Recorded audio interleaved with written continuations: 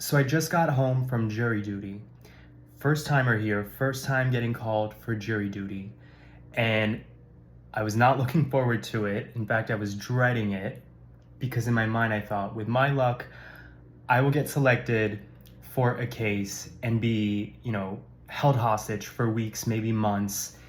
And so then I was like stressing out about potential finance effects of that because I'm technically not a full-time employee. I'm a contractor, so I in my head I was just already worrying about it, right?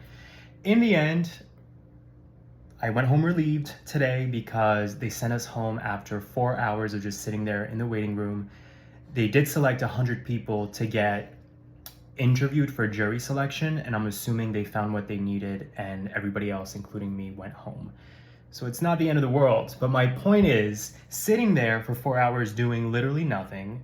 I had my laptop, but the Wi-Fi was so poor that almost nothing worked. And I was sitting there thinking, like, this is such an inefficient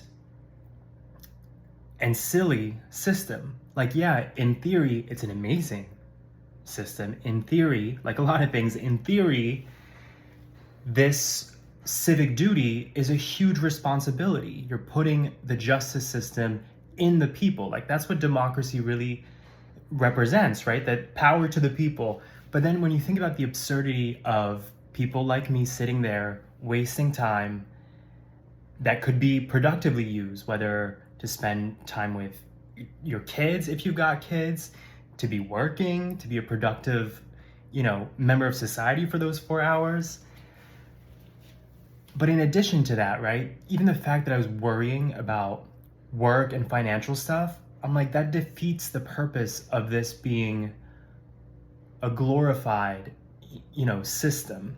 Because I imagine that a lot of other people there are having the same concerns, which means that there's already bias.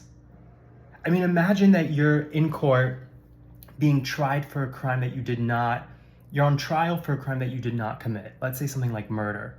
And just imagine if there's jurors there, just like me sitting in that waiting room, who are like, I just want to get out of here and get back to my job, my family, and so on. Like, I don't even have kids, but imagine you've got responsibilities to come home to beyond a job.